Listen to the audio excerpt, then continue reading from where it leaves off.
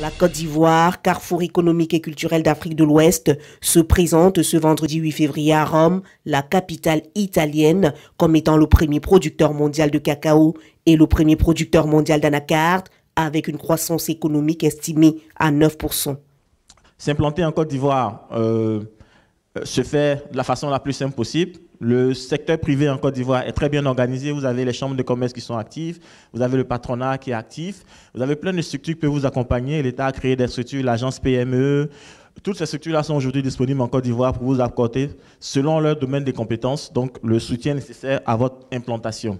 Un rendez-vous d'affaires conjointement organisé par l'ambassade de Côte d'Ivoire en Italie et l'organisation humanitaire NADUC qui a réuni des industriels italiens, des organisations de la société civile et des représentations des institutions ivoiriennes au rang desquelles le ministère de l'Intérieur, le ministère des Affaires étrangères, le ministère du Plan et du Développement, le Centre de la promotion des investissements CPC et la direction des douanes n'en étaient pas du reste. Ce qu'on a expliqué, c'est comment fonctionnait la Côte d'Ivoire, aussi bien en matière d'entreprise, c'est-à-dire les aspects investissement, les aspects marché public, les aspects douane, et dire que la Côte d'Ivoire est ouverte à l'ensemble des investisseurs au niveau international, qu'il n'y a pas de distinction de nationalité. Pour les investisseurs italiens, il s'agissait avant tout d'offrir une place de choix en Côte d'Ivoire,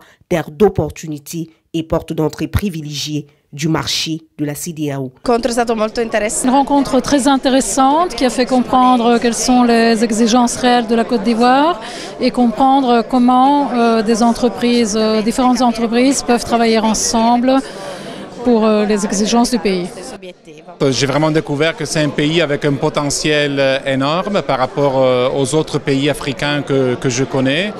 Donc, à part le potentiel agricole, la fertilité des terres, l'abondance d'eau, et même la sécurité, un État qui encourage l'investissement, qui donne de l'énergie, qui donne des infrastructures, je pense que le potentiel est vraiment élevé.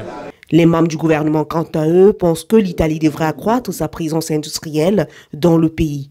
Malheureusement, nous constatons que l'Italie n'a pratiquement pas, ne mène pas une offensive assez économique, assez forte en direction de la Côte d'Ivoire.